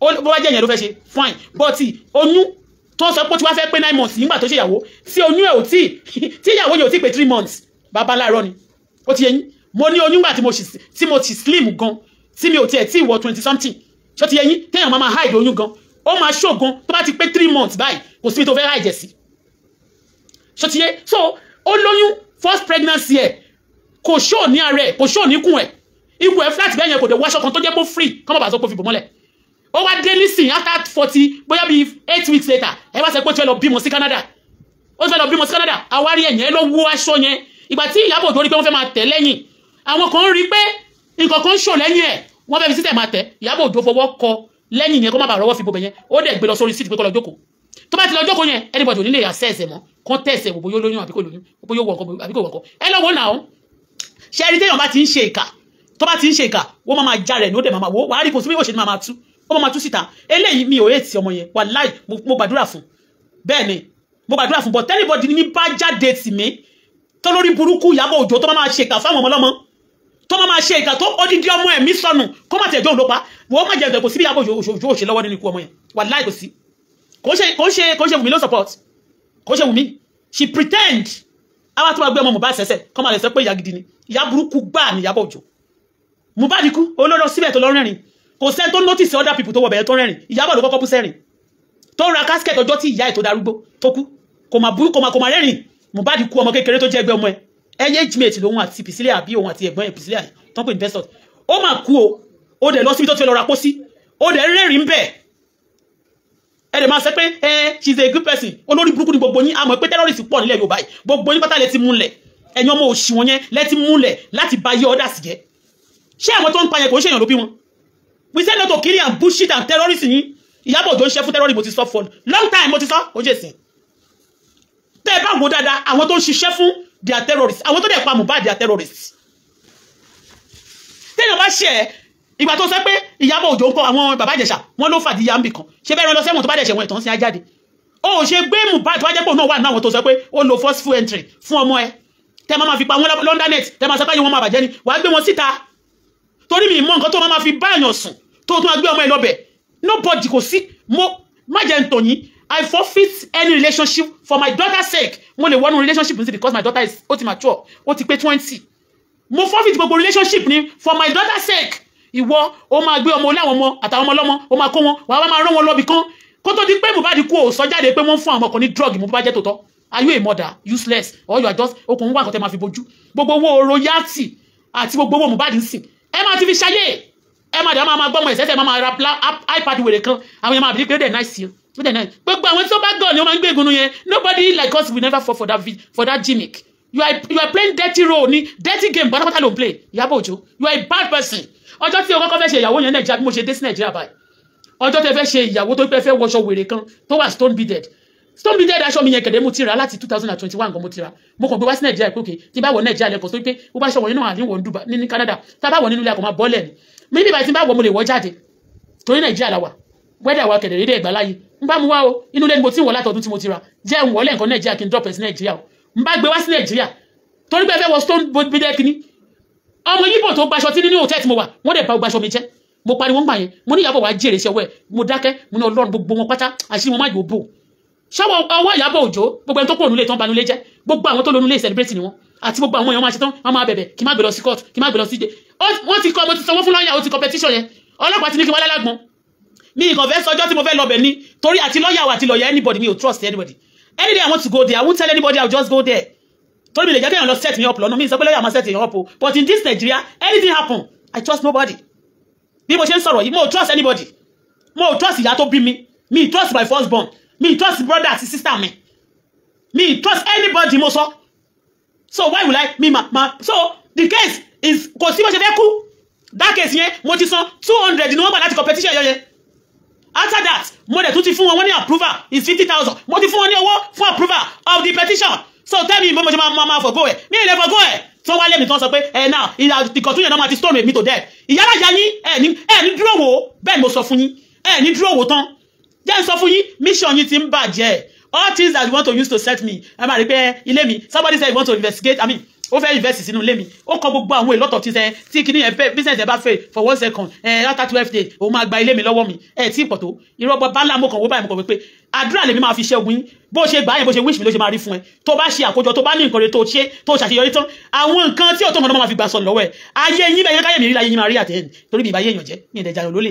ọ̀rọ̀ tí mo dẹ̀ ń sọ iná ayé ọ̀rọ̀ ẹlòmíì bàbá Mohbad ọjọ́ tí mo ti dé àmọ́ sọ pé mo fẹ́ àmọ́ bọ́ lọ́rọ̀ Mohbad àmọ́ sọ pé mo fẹ́ rí bàbá ẹ̀ àbí ìyá ẹ̀ but we are saying nothing but the truth somebody sitting somewhere destroy people children wọ́n bá ti ṣe ẹ̀ṣẹ́ pípa ní the next thing tó máa pa wọ́n who gave you the audacity ta ló fún yín access láti máa pààyàn ẹ̀yin tẹ̀lé ń pààyàn yín náà lẹ́ máa jáde lẹ́ máa gbójú yín sí kámẹ́rà ẹ̀yin lẹ́ máa jáde lẹ́ máa lọ pátí náà máa kọrin fún yín lẹ́ máa ṣòṣì bí ẹran níwo ẹ̀yin terrorist ẹ̀ ń rìn kiri ìgboro ó ní o à ń tún yín láṣìkò rẹ̀ sí nǹkan kan tó lè ṣe mí nǹkan kan ò ní ṣe mí o ẹ gbà bẹ́ẹ̀ dáhùn ẹ lè ṣe ju àwọn tẹ́ ẹrún ládùúgbò yẹn pé ṣe ẹrẹ́ àdúgbò yẹn kàn bú mi dáadáa wọ́n mọ mímí wọ́n jọ jẹ́ mi wọ́n jẹ́ pé wọ́n jà sami mi ò ní nǹkan tí mo fẹ́ gbà lọ́wọ́ wọn ẹ dẹ̀ ní nǹkan tẹ́ fẹ́ ọ̀fà àwọn ojú pé kẹ́ bá yé wọn jẹ́ lọ tẹ́ bá ti bá yé wọn jẹ́ kẹ́ dump wọn kẹ́ dẹ̀ máa pa wọn lẹ́yọ kọ̀ọ̀kan bí ẹran kẹ́ máa fi wọ́n ṣètùtù ayé that's the only thing you have for them and you pretend wisely to them pé ẹ fẹ́ràn wọn ni wọ́n dẹ̀ máa rí yín bí celebrate my foot celebrate my foot mo ti ṣe ẹ̀yẹn sórí platform mi ẹ̀yin èèyàn ẹ lọ wò ó dáadáa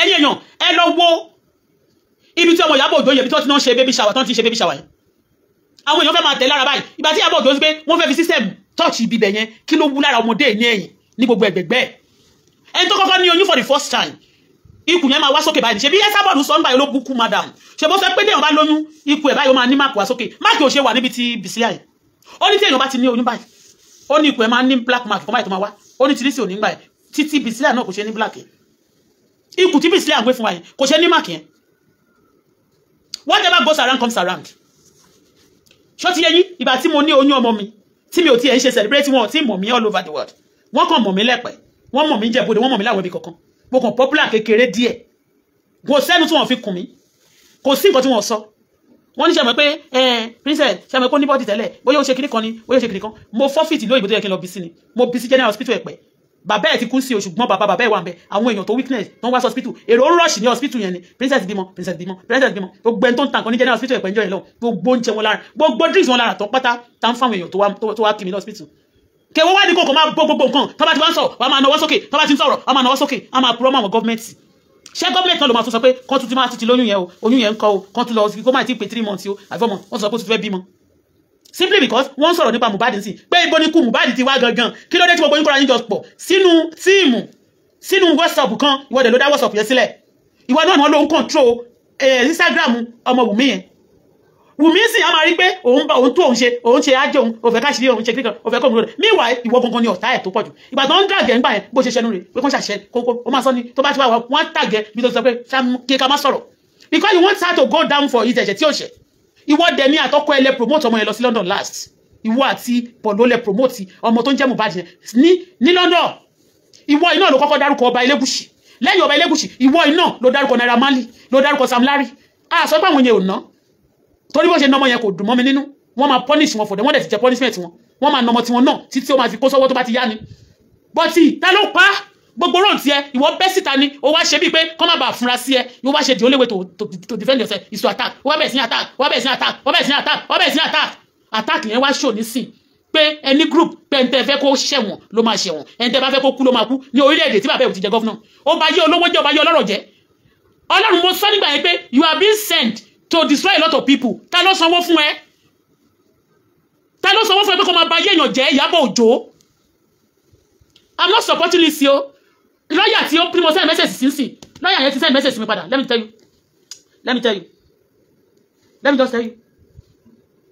let me read for you only one greeting okay madam only I screenshot the survey plan for the petition you wanted against your okay so anyway you reply me immediately the lawyer have replied me immediately you see only every lawyer hold their client's duty of confidential okay thank you sir sir thank you sir no ibi tá dé yìí ó ti gbogbo there was a time ilẹ̀ tí mo sọ pé wá sí gbà lọ́wọ́ mi yẹn wọ́n ti ń wá ìwé ilé mi ti pẹ́ àti ìwé ilẹ̀ tí mo gbé tí mo sọ pé wọ́n bà ní Ìjẹ̀bú-Òde yẹn wọ́n ti wá ti pẹ́ àwọn evidences mi àti gbogbo ìwé tí mo fi ń kó mọ́tò wọlé sórílẹ̀-èdè Nàìjíríà ìgbà tí mọ́mì mi tí wọ́n máa dé gbà yẹn gbogbo evidence wọn kó fún mi àbí gbogbo àwọn slip wọn kó fún mi gbogbo ìwé mi ò pé náà but àwọn kan wà tó yẹ pé sí mo need gan seriously I got them. And again ìwé ilé mi mo gbé lọ sí Canada nígbà tí mo lọ. I am telling you ìwé mi mo gbé lọ sí Canada nígbà tí mo lọ. Nígbà tí mo tún bọ̀ mo mú padà wá. Because I know people are looking for a way to steal from me. They're looking for a way to enrich themselves and destroy other people's life. Ole. Lórí burúkú somebody yín. Ole. Ẹni tó pa Mohbad kí ni license ẹ sọ fún wa ẹni tó fún wọn license láti máa pa èèyàn. Olórí burúkú ó ní na the same element with you and the Lizzy. Kó ṣì lọ́jọ́. Sherry Ìyábọ̀ Òjó olórí burúkú kan tó lè ṣe náà nìyẹn. Ṣé mọ̀ pé olórí burúkú Ìyábọ̀ Òjó olè ó fẹ́ lọ́jọ́ ọmọ gbé ní Canada government sí to Ìyábọ̀ Òjó. Ìyábọ̀ is a criminal. She's a criminal. Few months ago Ìyábọ̀ Òjó daughter got married and she's not pregnant. After 2.5 months Ìyábọ̀ Òjó said her baby want to go and she want to deliver already. She said she's already delivered baby in Canada. And let me tell you kò tí bímọ wọ́n ṣe baby shower ńjọ́ yẹn Ìyábọ̀ Òjó post sí group pípọ́ mo ti bímọ ó dẹ̀ lọ post ọmọ lọ́mọ. Ìyábọ̀ Òjó posted somebody already that is she said that her baby and my daughter already delivered a baby girl and a baby boy. Ìyá ọmọ ẹ̀ náà bá gbé scan sọ́wọ́ báyìí ló bá gbé sọ́wọ́ ọmọ dẹ̀ ń ṣe baby shower ni ó ti là mórí Nàìjíríà sódà ẹ̀ nílé èkó èrè ẹ̀ April àbí May ló ṣe ìyàwó May 7 àbí mẹ́mí ṣé May yẹ ó dẹ̀ lọ ṣe kejì náà after be 20 something days ló lọ ṣe ti Tanzania kí ló tẹ́ gbé gbogbo ẹ̀kọ́ nta ẹ̀ question síta padà kẹjẹ́ káwọn èèyàn rí ẹni tó lóyún tó ti fẹ́ bímọ ń sínsìn ó lè àjọmọgbé ta ló pa Mohbad ó fẹ́ lọ fún Lagos State deputy ni ọmọ vice president Nigeria ló bá lọ fún ó bá sọ pé president Bola Ahmed Tinubu ó dádì o ẹjọ́ ẹ bá wa drop Alhaji Shettima o kí ìwọ Ìyábọ̀ kò lè lọ ṣe vice Nigeria ó lè wicked so we have ama wo àwọn èèyàn wicked people to be ruling us like this mo èèyàn tó máa kú tó máa ṣe tó máa bù mọ́lẹ̀ mo àwọn èèyàn tó máa kú tó máa sọ pé ẹ gbọ́dọ̀ ṣe báyìí ni mo èèyàn tó máa àwọn èèyàn máa sọnù wọ́n máa kú gbé ni ẹ máa fi Ìyábọ̀ jẹ nǹkan kan ní Èkó ó já ilé onílé ìbò tiẹ̀ mọ́lẹ̀ mi ìgbèjà ní sẹ́lọ́ bèrè lọ́ọ̀yà tí mo sọ yìí lọ́ọ̀yà tó bá mi sọ̀rọ̀ yìí irọ́ ò dá let me show you that one so anybody me I'm not in support of anybody o I support myself and I say what I believe on tí mo gbàgbọ́ gidi ni mo bá sọ tó dẹ̀ yé mi dé yékéyéké tí mo dẹ̀ mọ̀ pé àwọn èèyàn tó bá ti sọ tó ti ṣe nǹkan burúkú fún wa àwa náà máa sọ tí wọn a máa tú wọn síta people who are believing Ìyábọ̀ kí lẹ́yìn sọ fún mi tí o ti bẹ̀ kúrò mo bá jẹ́ ń ṣó yín kẹrin lọ́ọ̀yà yẹn nìyẹn jẹ́ kí n ṣó ẹ̀ ṣẹ́tìrí message tó tán send ṣẹ́rí voice mo send sísìn can you see it ṣẹ́rí voice mo send sísìn you see today message tó send sísìn padà lélẹ̀ for you to see o mo ti send lára àwọn kan tí mo send kò yẹ kí n send ẹ̀ sí ẹ àmì kí n ṣó ẹ̀ fún yín kẹ́ lè mọ̀ ní o ṣẹ́tìrí pé kí ní Lizzy wà bẹ́ẹ̀ ṣẹ́tìrí kẹ́mi pé mi ò support anybody o I'm not mi ò so eléyìí náà ó wà nínú petition ṣẹgbọ́ all the celebrity ṣẹgbọ́ bọ́dì ẹ̀ àfẹ́gbé yẹn lọ sí májẹ̀ sọ fún ẹ̀ ṣẹgbọ́ so ẹ̀ǹdì ẹ̀ ṣòro kó lè bá escape ká má bàa lò ẹ̀ ṣẹgbọ́ ẹ̀ǹdì láìfù ẹ̀ ṣẹgbọ́ she will start crying so and you too wèrè ìyàwó nobody ó ti pa bàbá ọmọ ẹ̀ ẹ̀wọ́ lórí burúkú ṣe ẹ̀wọ́ wèrè ṣẹ́tìrí ẹ̀wọ́ lórí burúkú ṣe ẹ̀wọ́ ṣẹ́tìrí ẹ̀tì so ọjọ́ tí wọ́n lọ sí alágbọ̀n ṣó ti yẹn mẹ́yẹn ó ní so me I'm not joking with anybody so listen and listen good I'm not making friend with any criminal and I'm not playing with any fucking idiot ìdẹ́lẹ̀ ìsọ àti kéèsì tó ìsọ ti àjálẹ̀ mi ìgbàgbé ó ti yẹ yín ẹ̀ bá mi kó wá distract mi ọjọ́ kò la máa yọ síbẹ̀ ṣó ti yẹ yín gbogbo ẹ̀ la máa treat ó ti yẹ yín the case mọ̀ ogun ọdún máa ń gbóná so don't ìwà tó ti dárúkọ ìwà àti Lizzy you are the same kó sì lọ don't rubbish me with anybody I don't look for anybody familiarity I'm not a criminal work alone me àti Ọlọ́run àti ọmọ mi is a champion I don't look for anybody kìíní kan láti sọ fún mi pé ẹnìkan ni wọ́n jọ no I'm not in clique with anybody mi ò sínú group kankan mi make friend with anybody idiot tó bá ti lè go fún mi tó ti promise ààrẹ níkú àtọmọ ẹ níkú I cannot be your friend and you cannot be my friend and we cannot forget it okay so lọ́ọ̀yà yẹn kí ní ẹ̀ṣẹ̀ lọ́ọ̀yà kan ni mo send ẹ̀ sí mo ti send ẹ̀ sí gbogbo àwọn nǹkan tó ti bá dákẹ́ lórí àwọn cases tí ẹkùn rẹ pé mo dákẹ́ mi ò gbàgbé petition lórí àwọn tó wá sínú ilé ó ti wà ní alágbọ̀n ó ti wà ní zone 2 ó ti wà approve are you getting me gbogbo àwọn tó banú ilé jẹ́ tí mo ti ná almost 70 million nínú ilé ìbáyìí tí ò tí ì débi kankan tán ọ̀dẹ̀ san owó tó wọ́ ti 5 million fún mi lọ́jọ́ tó ti ń gbélé tẹ́ni kò bàjẹ́ tí mi ò dẹ̀ jà yín lólè tí ẹ̀yin lẹ jà mí lólè tẹ́ máa tó wá sọ fún mi pé kí n fò kí n nìṣó you not believe that tó fẹ́ parí ẹni dábàá ti ní kó tẹ́rí sí I will be in my room ọmọ ní kò jáde but I will tí n bá ti lọ́wọ́ mi máa pe owó mi rán níṣẹ́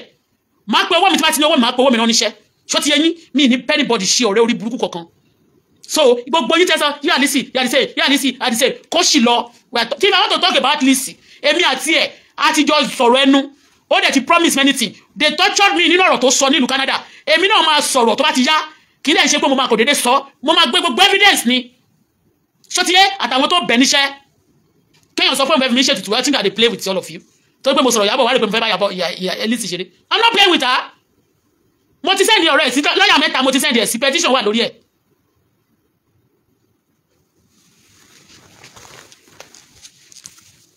so gbogbo yín olórí burúkú tẹ bá wù kẹ́ máa sọ̀rọ̀ sí bíbá Ìyábọ̀ Òjó ìgbà kan náà ló lọ kọrin fún Mohbad kó dùn òun irọ́ ní ó pa ta ló pa Mohbad gbogbo yín kí ló dé tẹ fi hàn láti protect àwọn tó pa Mohbad kí ni interest yín ṣẹ́yìn lè gbarú ẹ̀ black boy àbí black dark man sọ pé ó ní wọ́n sọ pé wọ́n fẹ́ kí Naira Marley lọlẹ̀ òun torí pé ó bá ìyá sùn ó bá ọmọ sùn Naira Marley dẹ̀ sọ ń gbà yẹn wípé I want to sleep with a mother and a daughter ó sọ níjọ́ yẹn lọ́hùn èmi náà rí post yẹn gbà yẹn adágẹ́ kan báyìí tó kú tọmọ ẹ̀kú náà gbà yẹn náà jáde ó attack Naira Marley you understand me so Naira Marley too gbogbo nǹkan tó ṣe iná ó fi kọ ní ọgbọ́n kóun náà gbogbo yín kẹ́ yí padà ní torí ìjọba òrùn gbọ́ kù sí dẹ̀dẹ̀ fún yín I'm not supporting any bullshit but at the same time tí Naira Marley bá ṣe tó bá ẹ sùn tó tún wá padà tọmọ ẹ náà tó lọbẹ tó tún bá sùn torí ẹ máa ń ta òbò ní bó máa ń ta òbò ní gbogbo àtọ́ máa ń pè ní túsàn Ìyábọ̀ yẹn gbogbo àwọn tó bá lọ bá sùn náà máa sọ fún ẹ wọn ò lè pè mí túsàn wọn ò lè pọ ọmọ mi bẹ́ẹ̀ wọn kàn lè sọ pé askin ó ti sáfà no get money kiri kan ó ti pa bàbá ọmọ ẹ èmi kọ́ mo pa bàbá ọmọ mi ẹni tó pa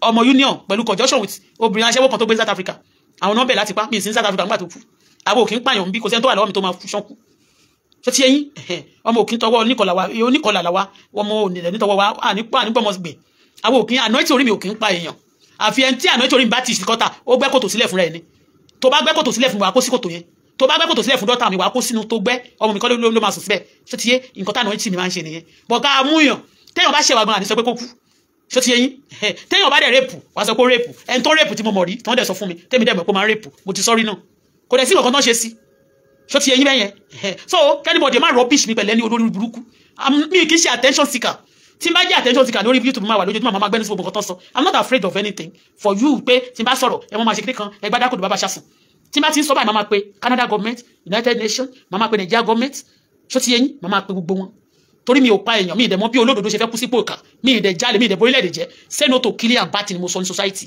mo dẹ̀ ń call attention Yorùbá gọ́ọ̀mẹ̀ntì àti àgbáyé pé Yorùbá too have a lot of terrorism o they have a lot of girls and boys that are terrorizing people killing and they are not doing anything about it mo sì sọ ń bẹ̀ yẹn bí kámẹ́rà yẹn ṣe dúdú tó ń jẹ́ mo sọ o ṣó ti yẹ yín mi ò ready láti jẹ́ anybody ní orí media kó máa sọ pé we love her Ìyábọ̀ is love Ìyábọ̀ is love Ọlọ́run kan tó dá yàtọ̀ wọn kórìíra ẹ̀ talk less of wọ́n máa sọ pé wọ́n máa flatter mi pa ẹnìkan love fún mi don't love me o don't love me.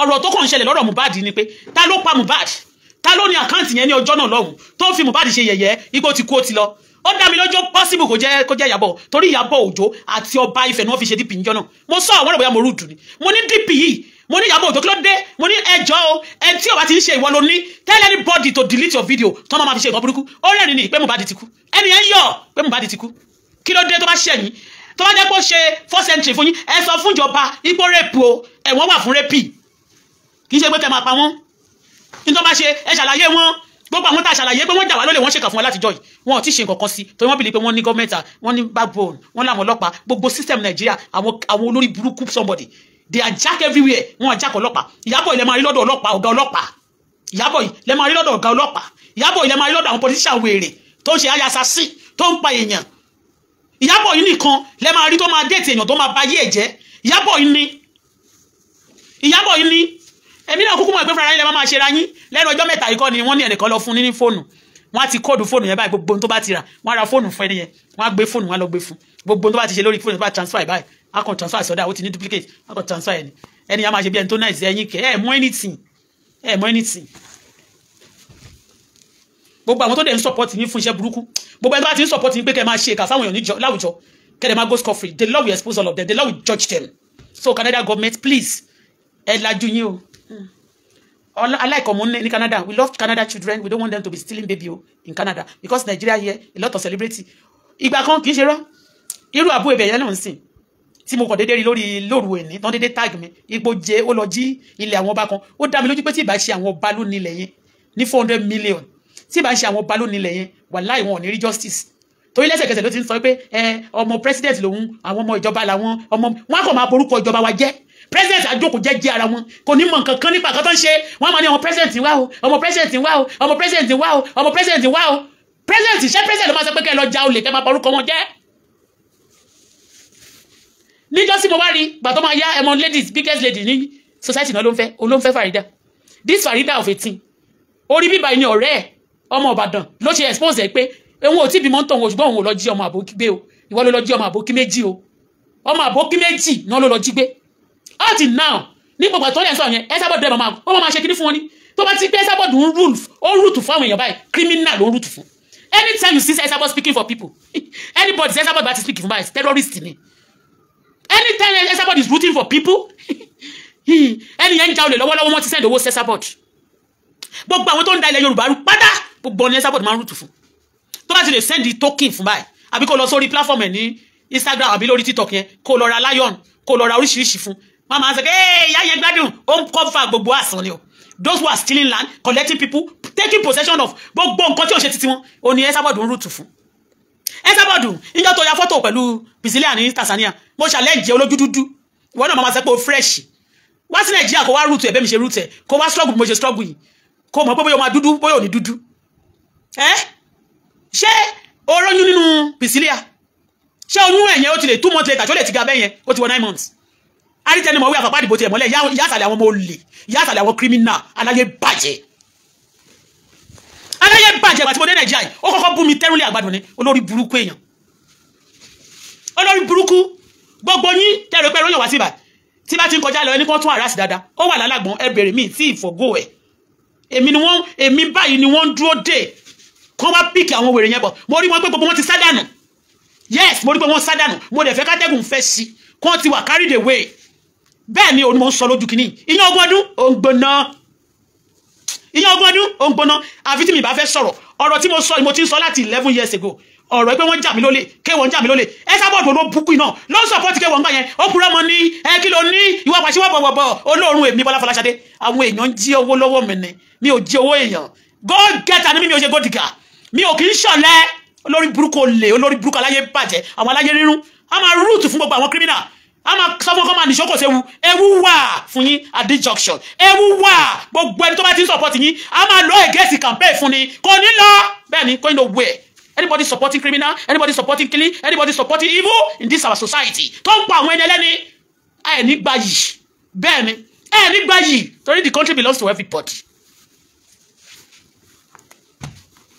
ó jáde níjọ́ Sunday ló máa mú gbogbo wọn a máa bu ìyá máa nígbà Esabod a máa pa irọ́ mọ́yàn tó bá ti fún lówó báyìí á dẹ̀ mú irọ́ ńlá á dẹ̀ wọ mú orí ẹni yẹn Esabod ló búkú yìí nígbà yẹn títí Ebony tó sùn mí ó ní wo títí Ebony ó kọ́wọ́ fún 200 million bó ṣe gbà á ó ní kó ra mọ́tò ó wá lọ kó bàtà lásán ó wá kó ránṣẹ́ sí títí Ebony mo lé mi ní gbogbo ìwé títí Ebony gbogbo kọ̀ńténà tí mo send sí màdàmú yẹn ló wà lọ́wọ́ mi mo kó wá sí Nàìjíríà ìyẹn ogún ọdún ó máa ń gbóná ọwọ́ títí Ebony bí mo ṣe wà Nàìjíríà ní mo rí náà àwọn EFCC kan tán fẹ́ lò wọ́n láti rò pé wọ́n fẹ́ set me up wọ́n máa rí pé káwọn kan go after ara mi gbogbo àwọn tẹ́tí wá sára mi kílẹ̀ rí I don't pretend this is just me in tí n bá lè sọ lórí social media gan mi ò ní ara mi nìkan àti private part mi lè fi wọ̀n lórí media ó ti yé bẹ́ẹ̀ yẹn mi ò ní crime mi ò ń ṣe I been like this for donkey years ó parọ́ mọ́ mi ní torí yẹn náà sẹ́ndì owó fún gbà yẹn gbogbo yín ẹ má máa jí ọmọ gbé ẹ má máa jalè gbogbo wọn pátá tó commit one crime or the other ọ̀dọ̀ Esabod máa sálọ a máa defend wọn olórí bukade máa sálọ olè wà Nàìjíríà ṣe bọ́n love ẹ̀ Nàìjíríà ṣe bí they say they love you in Nigeria come now you are supporting them to be destroying the system àwọn tó draft náà wọ́n máa tẹ̀lé ẹ wọn ò ní mọ̀ pé o kàn fẹ́ fi system báyé gbogbo èèyàn jẹ́ ni wọ́n máa ṣe pé wọ́n máa ṣe pé fọmọ lọ́mọ ìwọ ló bẹ̀rẹ̀ pé lórí bí kí n tó bẹ̀rẹ̀ pé lórí àwọn tó bẹ̀rẹ̀ sí mi ìwọ ló kọ́kọ́ ṣe pé tẹ́ pé wọlé àti kí lórúkọ ẹ̀ àti ètò pé Dorcas tó pé tí gbogbo àwọn yóò ṣe olórí burúkú yẹn tó ń ṣe pé kò sẹ́ni tó fi mèrè tó ní ṣòfò tọmọtọmọ kò sẹ́ni tó fọmọ mèrè tó ní ṣòfò tọmọtọmọ àdàbí tó yẹ pé èmi mo kọ́kọ́ wá fún yín wọ́n jà mí lólè ni, and I'm complaining about the people who did evil to me against me, who stole from me, and you will be supporting them on the media. Olórí burúkú yóò fò yàrá dáadáa. Ìwọ ló tún ti gbé Ìyábọ̀ kan báyìí. O ní Ìyábọ̀ ò lè gbé Ìyábọ̀ kan kó má jábọ̀. Ọmọ ẹ̀ ó máa fẹsẹ̀ wọlé ṣáá ni. Ìwọ ọjà tó fi pọnmọ́ ti bàjẹ́. Iná ti jó. O lè pọnmọ́ káyé má bàjẹ́. Because o ní sọ láyé pé kó sọ tó tọrọ. Wàá ní kó wàá bò wọ́n ni. Kò sí nǹkan burúkú tó lè ṣe wàá bò wọ́n ni. Bíbélì kan sọ fún wa pé resist the devil, he will flee. Ayamode ni wèrè dì sí. Tó bá ti bá wọn wí báyìí wọ́n máa filẹ̀ ni. Ó ní kọ́mọ rẹ̀ kó ba lè fún ọ ní ìsinmi. Ìwọ wàá máa pampa wọn nínú nǹkan burúkú, wọ́n máa fún ẹ tókè olórí burúkú àwọn tọmọ tí ayé tó wá tí ò yo. Ilẹ̀ tó ń jí, àwọn tó jílẹ̀ gbé tó jílẹ̀ tó jówó bà lórí social media. Gbogbo nǹkan burúkú tó ṣẹlẹ̀ sí ìwọ ló kọ́sẹ̀. You causing problem for Nigeria. Àwọn olórí burúkú kọ̀kẹ̀rẹ̀ wọ́n ti máa lọ báyìí. Ẹnikẹ́ni tó bá ti lọ sábẹ̀ wọ́n máa ṣòfò ni. Tó bá fẹ́ rú gbàgàn papọ̀ wọn ò ní ní ìsinmi. Ìyẹn bó ṣe jẹ́ láàárọ̀ yìí. So ìwọ tó ń bú mi yẹn kó lọ ṣòfò dànù. Káyé ẹ̀ta gbogbo ẹni tó pa Mohbad kẹ́ má sinmi. Ọkàn yóò ní balẹ̀. Mi ò sọ pé ọmọ yẹn ò ṣe o. Mi ò sọ pé bóyá gbogbo nǹkan tẹ́ ń sọ tẹ́fẹ́ sọ pé òun náà ṣẹ̀ nǹkan báyìí ló ṣe tàbí dí pẹ̀lú ẹ̀. Tó bá ti ṣẹ̀ ẹgbẹ́ fún ìjọba nìkan dí pẹ̀lú ẹ̀. Tó bá dẹ̀ tì yín lójú ẹ máa jẹ́ bẹ́ẹ̀ yẹn sórí ibi tèdè. Báyìí pé ó ń bọ́mọ sùn ó bá yà sùn o àbó ṣe nǹkan kan òun náà wà náà tó ń rèpù nílé Naira Marley tẹ́ bá tó torí ẹ̀ pàdánù olórí burúkú ni yín. Olórí burúkú. Olórí burúkú.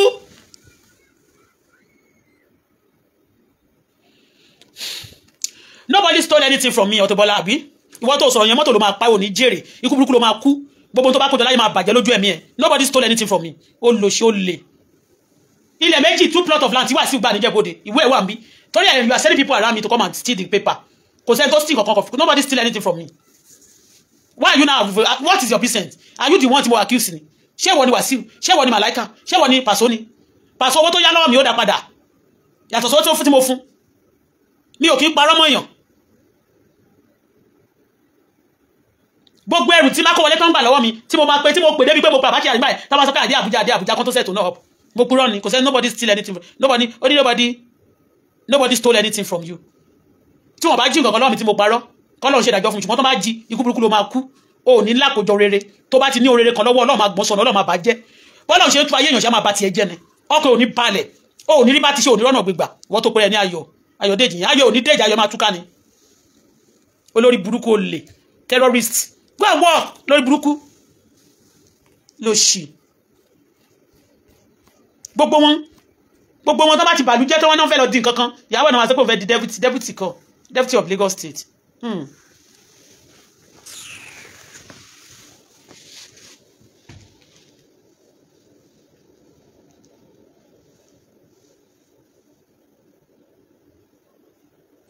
Okay, ìgbà tó sọ pé wọn ò jí kankan lọ́wọ́ mi kí ló dé tí gbogbo yín ti ń tẹ̀lé mi káàkiri?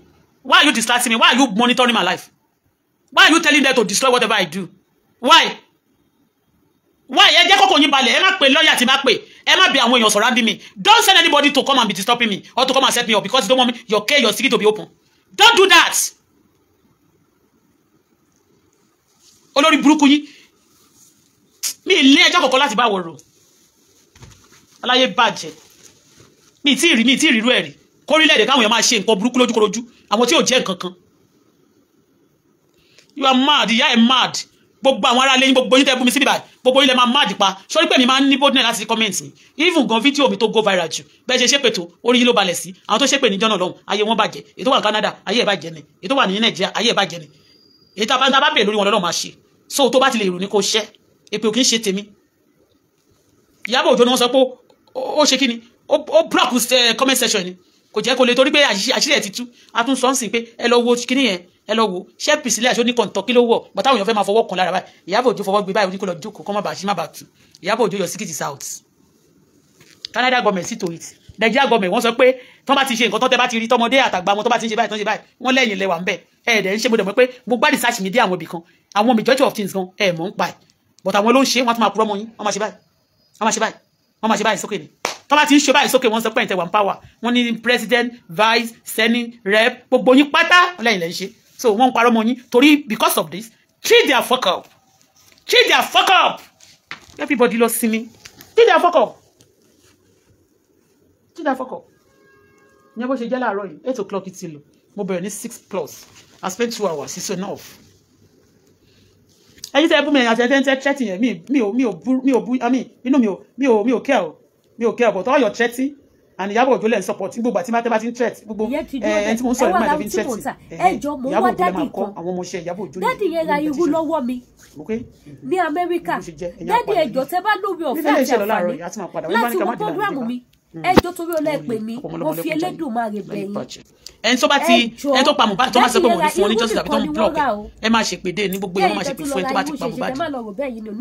dádì tí mo sọ irú nìkan ni wọ́n rà ẹjọ́ ẹ pè mí ojú òní tìyìn now kí la wá tún wá fẹ́ sọ̀rọ̀ nípa ẹ̀ a fẹ́ sọ̀rọ̀ nípa spiritual items fún gbogbo ẹ̀yin tẹ́ ní àwọn ìdojúkọ lọ́tún lọ́sì tẹ́ ń face ẹ̀yin tẹ́ láwọn challenges lóríṣiríṣi ẹ̀yin tí gbogbo ò tiẹ̀ yé mọ́ bí gbogbo ẹ̀ ṣe lọ ẹ̀yin tẹ́ ṣiṣẹ́ tẹ́ lákòjọ ẹ̀yin tó jẹ́ pé promise and fail láyé fi ń bá yín jà ẹ̀yin tó jẹ́ wípé ìdádúró ló fi ń bá yín jà ẹ̀yin tó jẹ́ pé ìkórìíra ni wọ́n fi ń bá yín jà kò síbi tẹ́ lè dé báyìí tó bá gba tiyín títí wọ́n máa padà lé yín níbẹ̀ ni gbogbo ẹ̀yin tẹ́ bá láwọn àdojúkọ yẹn ẹ pè Lady K Ìfẹ́olúwa show àwọn spiritual products tẹ́ lè lò láti fi ṣẹ́ gbogbo àwọn ogun yẹn áìdá ẹ̀yin jẹ́yàn tó máa ń lá àwọn àlá burúkú ọ̀hún àlákàlà àwọn nǹkan tẹ́ lè lò láti fi òpin sí àlákàlà sí gbogbo àwọn nǹkan tí ò dá wọ̀nyẹn ó wà lọ́dọ̀ mi bíbá lọ́dọ̀ Lady K Ìfẹ́olúwa show àwọn iṣẹ́ wà ń bíbá ní oríṣiríṣi kì í ṣe gbogbo ẹni mo lè kà lórí social media nítorí pé kí ni